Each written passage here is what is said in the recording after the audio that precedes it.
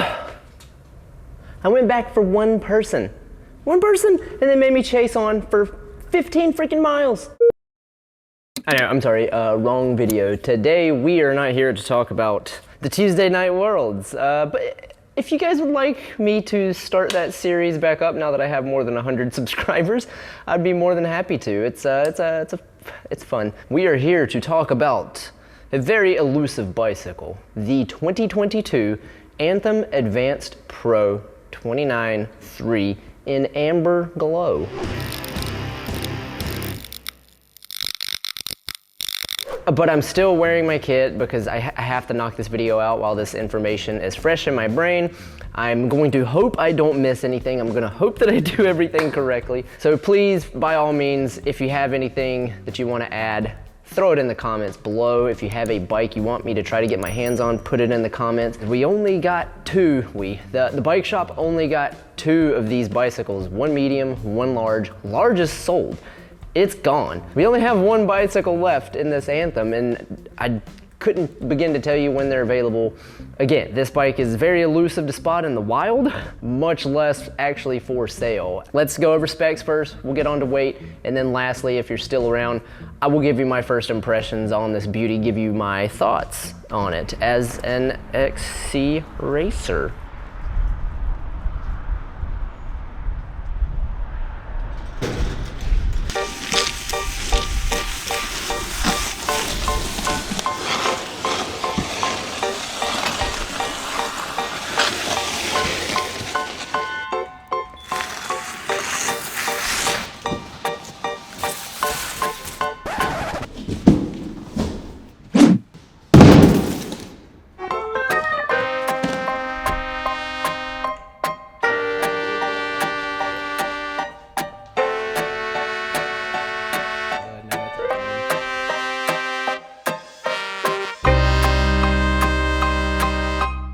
So this is in fact the Anthem Advanced Pro 29er 3. This bike retails at a $4,600 price point. That's pretty good, as in it's up there.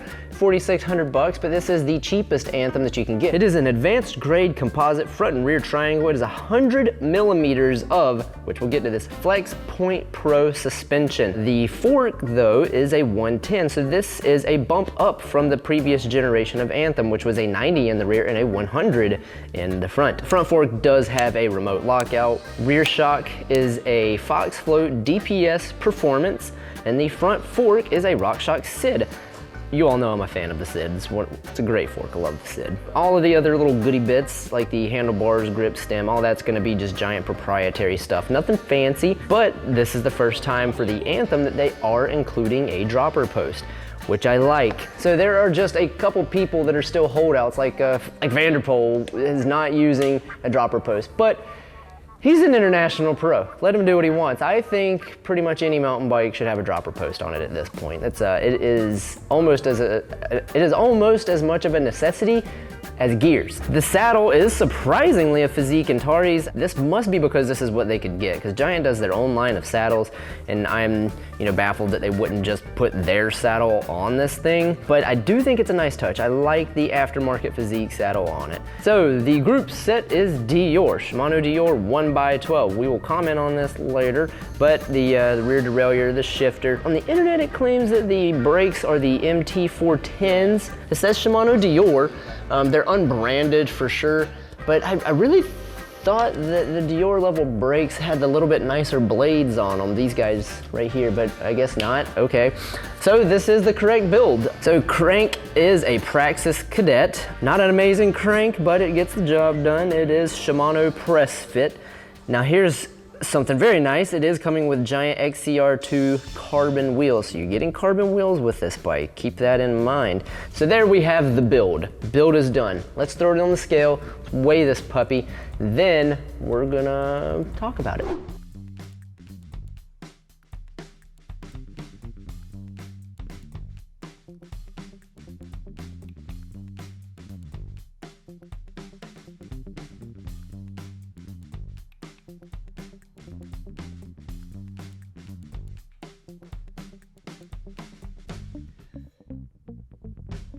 What do you think, buddy? Is that acceptable? What you think?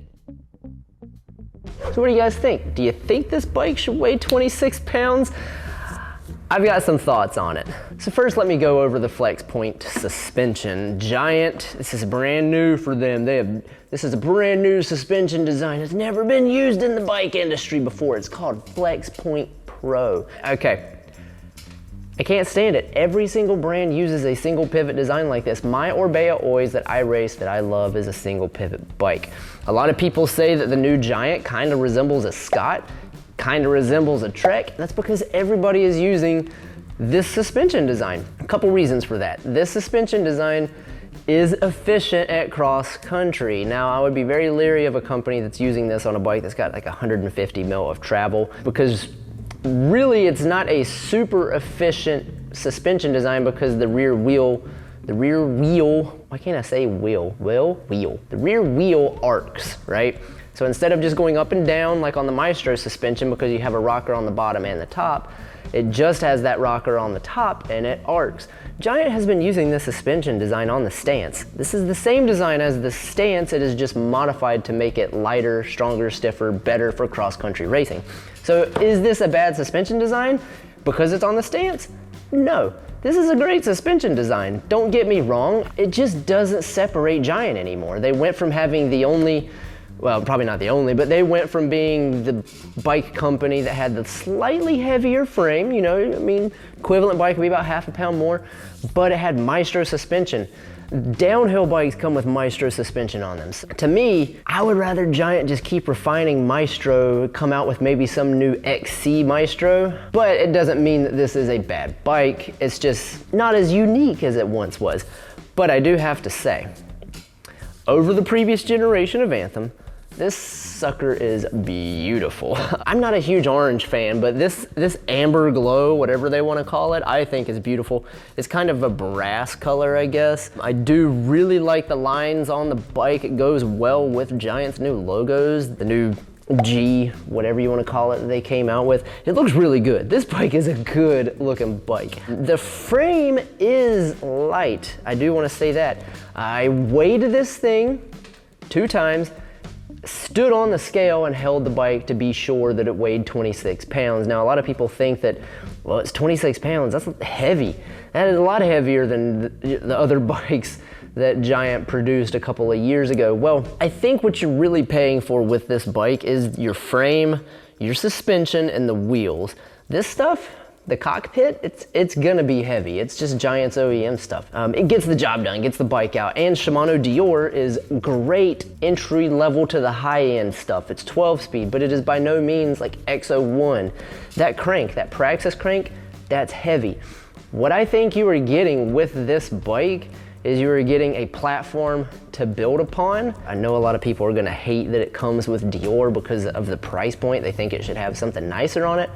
But at the end of the day, shifter and derailleur is the cheapest thing you could probably upgrade. I would personally rather have the carbon wheel set that this bike comes with and take a hit, get Dior, and then once I rip a derailleur off, which I'm known to do, I can upgrade stuff then, and it's a lot cheaper than trying to buy a set of carbon wheels later on down the road. This is almost like the TCX from Giant, which is a cyclocross bike, and then you have the Trance, which is like the Revolt. This bike is meant to be lightweight and destroy your local trails if you're in and around the Charlotte area, like Whitewater Center, Lake Norman State Park, those places, this bike is going to eat them up. That is what it is designed for. That is where most of your cross-country races take place, or trails like that. You don't have cross-country races in Pisgah, essentially. You've got long day epic races, right? This is made for your hour-and-a-half slobberfest. They did slacken the head tube on it.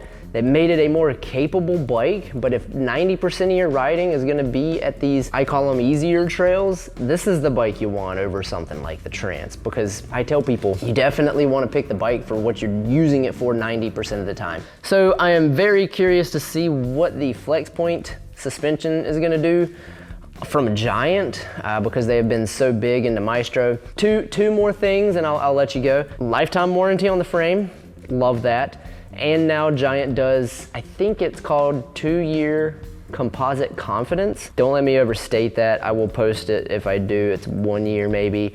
Pretty sure it's a 2-year composite confidence is what they call it, which is freaking awesome. It's an unconditional carbon warranty. You wrap this thing around a tree at your local race and it snaps it in half, you'll get a new frame. Typically when a company says that you have a lifetime warranty, that is for manufacturer defects. That means if you're riding the bike or washing it or something and you find a little crack, they will take care of it for you. Not if you crash the bike. So I think it's awesome Giant's doing that. It's also with their wheels. So if you're sketched out about carbon wheels, don't fret. 2-year composite confidence. And if you ride a lot, 2 years is a heck of a long time for a good wheel set to last and have a warranty on. I personally think this is going to be a fantastic bike, and I really, really would like to ride it. If any of you guys get one and are in the Charlotte area and want to let me ride this guy, let me know. That's all I got for you. I'm gonna go change now because I'm super sweaty. I just had to get this knocked out because I'm not gonna have time to do it tomorrow. And one's already sold, so if the other one gets out the door, I won't even be able to show you guys. So that's what I got for you. I love you all. I'll see you in the next video. I'm gonna pump this one out super fast. Buddy, are you ready to go home? Let's go. I ran after him. That could have been okay. I think one of those will work good. You're trying to get me going, huh? That's like a trick shot.